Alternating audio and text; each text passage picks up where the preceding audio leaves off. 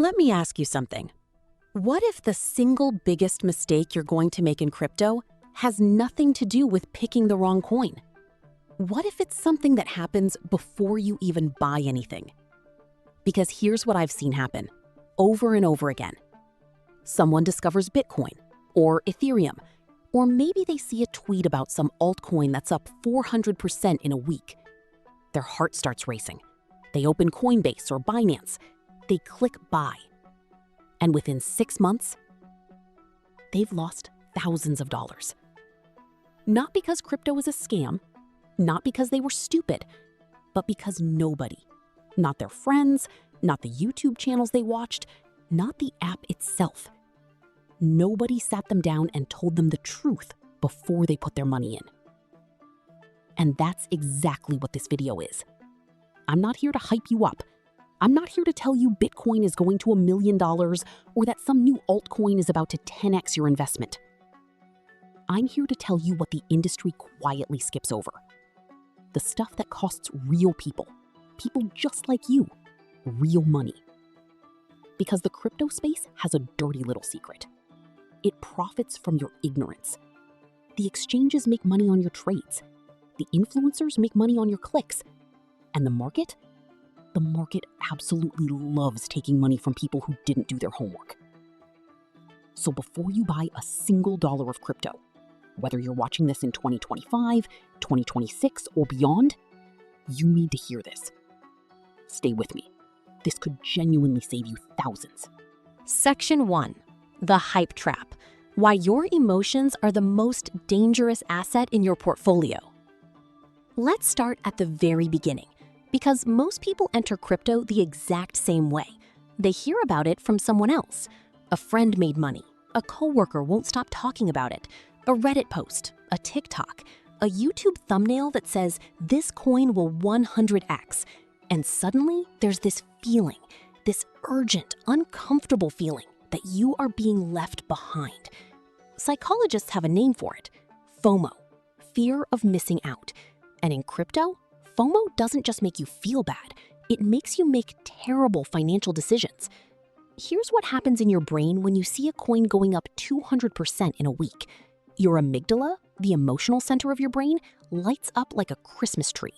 It floods your body with dopamine and adrenaline. Your prefrontal cortex, the rational, long-term thinking part, gets drowned out. And suddenly, buying this coin doesn't feel like a financial decision. It feels like survival. You're not thinking, is this a good investment? You're thinking, if I don't get in now, I'm gonna miss it. And that is exactly the emotional state the market exploits. Here's the painful truth. The majority of people who buy crypto during a hype cycle, when everyone is talking about it, when prices are skyrocketing, when the news can't stop covering it, those people buy at or near the top. They buy when the people who already own it are quietly selling. Bitcoin hit nearly $69,000 in November 2021. The news was everywhere. Celebrities were endorsing it, your neighbor was bragging about his gains, and millions of new investors piled in, right before the price crashed over 70% in the following year. That's not a coincidence. That's how markets work.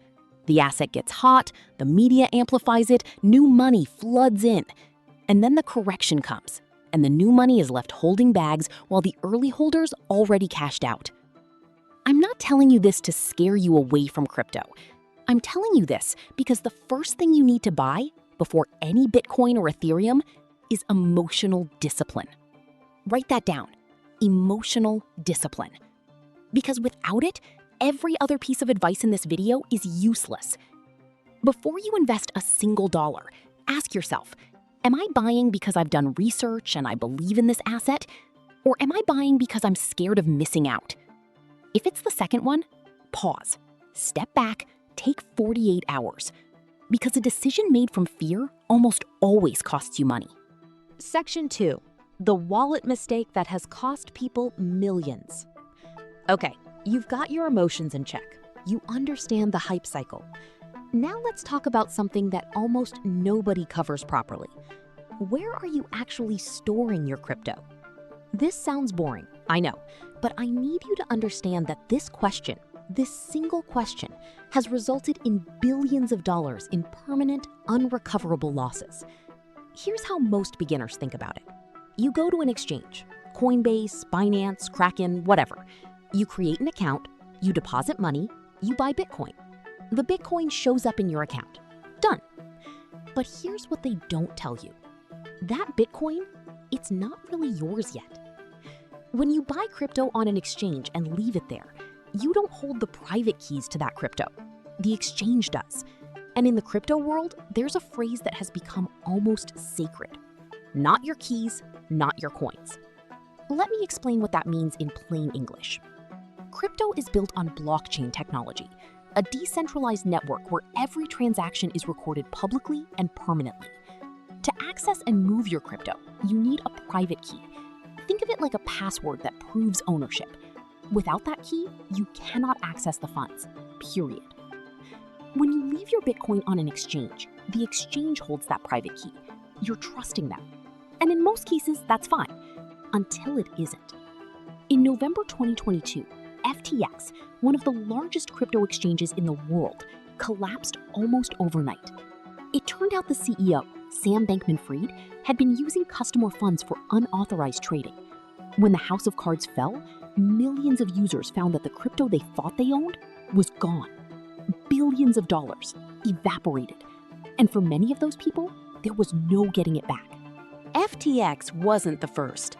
Mt. Gox, once handling over 70% of global Bitcoin transactions, was hacked in 2014. Around 850,000 Bitcoin, worth billions at today's prices, was lost. Customers waited years to see partial repayments. I'm not telling you all exchanges are dangerous. Many are reputable, but the point is this.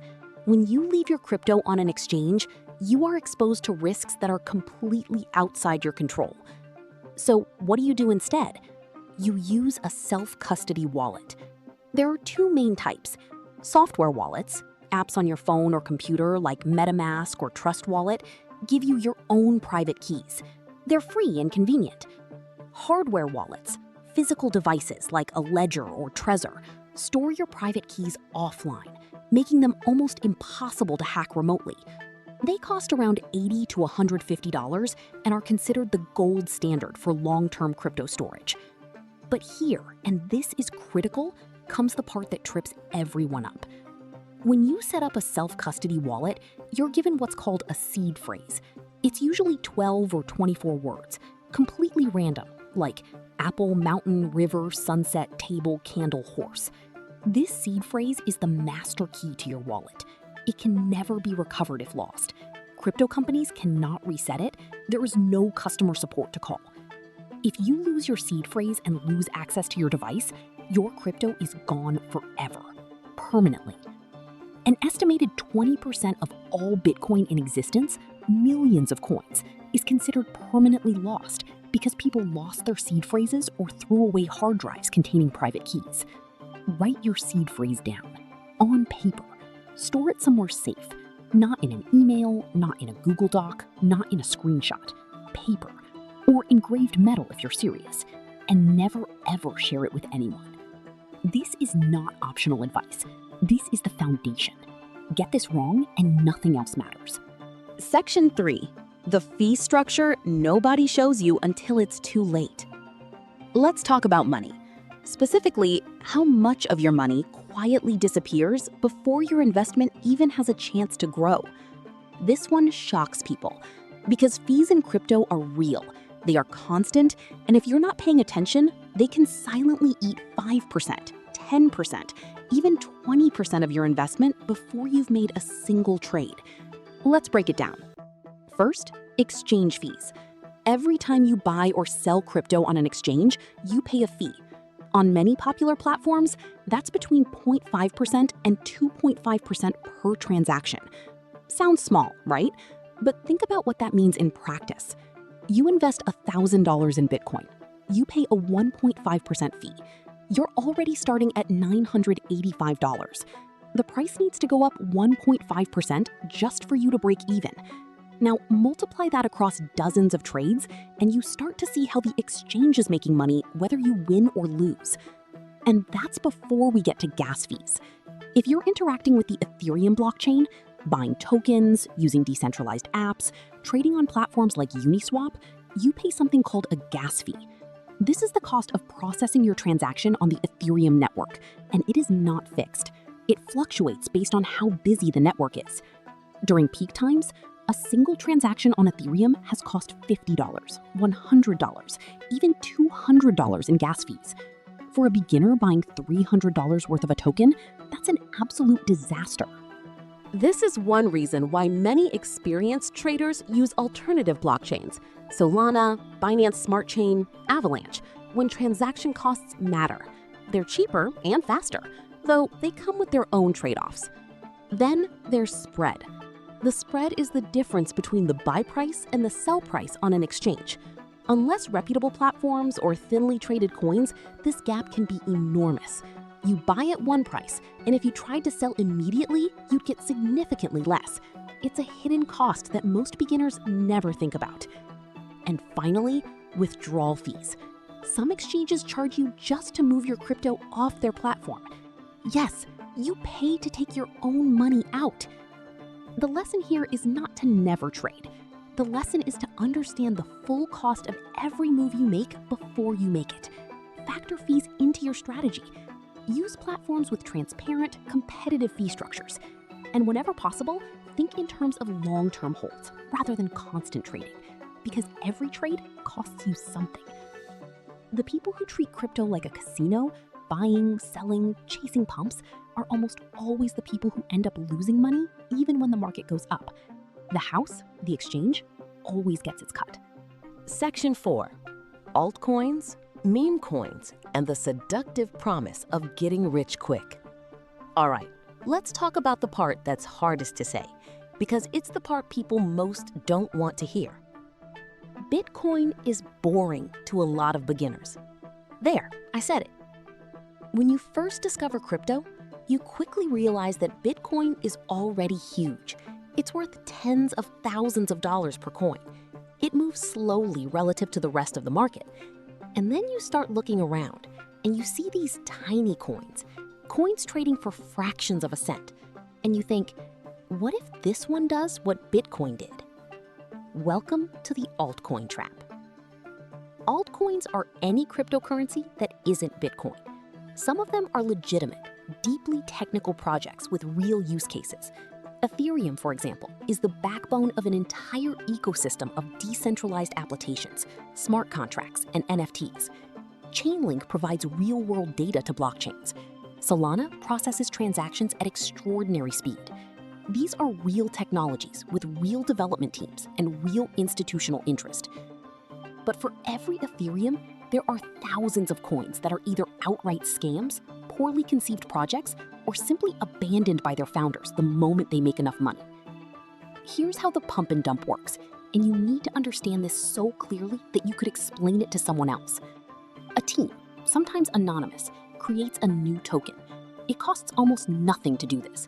They give it a catchy name, maybe a meme-worthy mascot, write a white paper that promises to revolutionize some industry, and launch it on a decentralized exchange.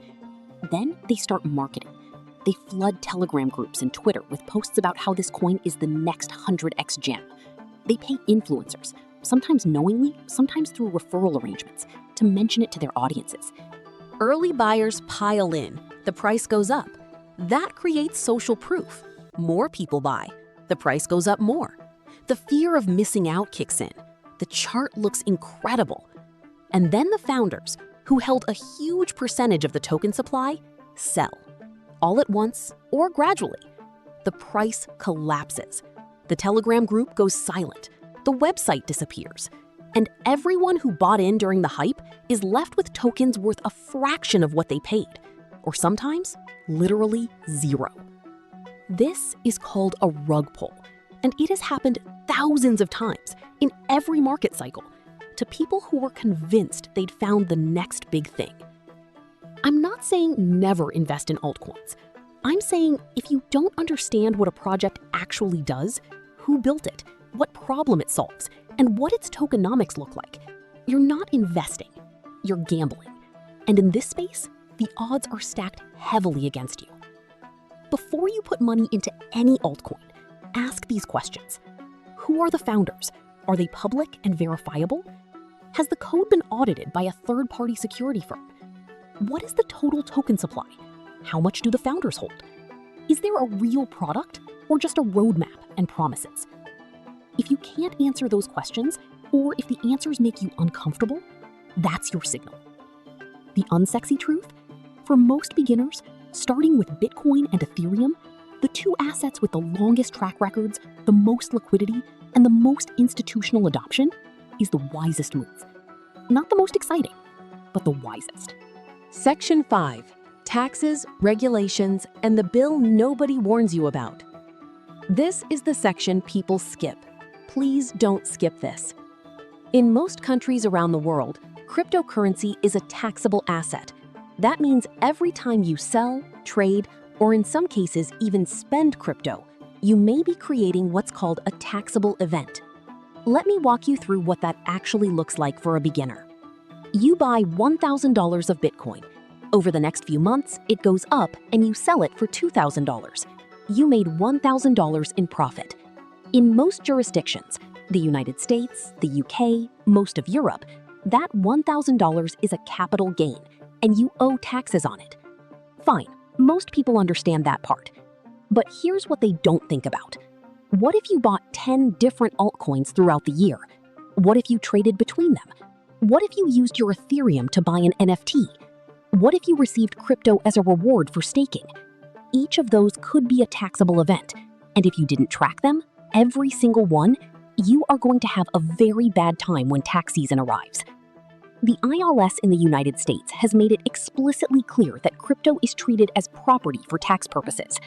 HMRC in the UK has detailed guidance on crypto capital gains and income. In the European Union, individual member states are increasingly implementing crypto tax rules with serious enforcement mechanisms. And here's the terrifying part. The blockchain is public and permanent. Every transaction you've ever made is recorded and traceable.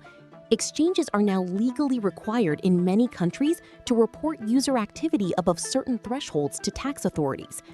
The idea that crypto is anonymous and untraceable, that was never entirely true, and today it is largely a myth. People have received massive tax bills with penalties and interest for gains they made years ago because they didn't track properly or didn't realize they owed anything. The fix for this is not complicated, but it must start from day one. Use a crypto tax software tool, coin tracking, Coinly, CoinLedger, that syncs with your exchange accounts and wallets and automatically calculates your gains and losses. If your situation is complex, hire an accountant who specializes in crypto. I know this feels like a lot of work for what might be a $500 investment, but the moment your investment grows, and if you're watching this video, it might, you do not want to be scrambling to reconstruct 2 years of transaction history. Stay compliant. Track everything from day one. It will save you enormous headaches and potentially enormous amounts of money. Section 6. The long game. What actually separates the winners from the losers in crypto? We've covered 5 major pitfalls: the hype trap, the custody mistake, the fee drain, the altcoin danger, the tax blind spot. Now, let me tell you what actually works, what the people who have built real wealth in crypto consistently do differently. It's not secret knowledge, it's not a hidden coin, it's not perfect timing. It's one word: conviction. The people who win in crypto over the long term are the people who understand what they own well enough to hold it when everyone else is panicking. Think about this. Bitcoin has had multiple crashes of over 70% in its history. If you bought Bitcoin at its peak in 2017 and held through the 2018-2019 bear market, 2 years of watching your investment lose 80% of its value, you would have eventually seen returns that most traditional investors can only dream about. But that's incredibly hard to do if you don't understand why you're holding. If you bought Bitcoin because someone told you it was going up, you will sell when it goes down. That's almost guaranteed. Because when your entire rationale for owning something disappears, the price momentum, so does your willingness to hold. But if you bought Bitcoin because you understand what it is, a decentralized, fixed supply, censorship-resistant store of value built on a blockchain secured by an enormous amount of computing power, then a 50% price drop doesn't shake you the same way, because the fundamentals haven't changed. This is called having an investment thesis, and it is the single biggest differentiator between the people who build wealth in crypto and the people who give it all back. Here's a simple framework that many experienced investors use: dollar cost averaging, or DCA. Instead of trying to time the market, buying all at once when you think it's low, you invest a fixed amount at regular intervals. Every week, every 2 weeks, every month, regardless of price. You buy when it's up, you buy when it's down. Over time, your average cost evens out. You remove the emotion. You stop trying to predict something that is genuinely unpredictable in the short term. Study after study shows that for long-term investors, consistent DCA into high-quality assets outperforms trying to time the market. Even professional traders, people who do this full-time, consistently fail to beat a simple, disciplined DCA strategy over the long run. Set it up, automate it, and then, and this is the hardest part, stop checking the price every hour.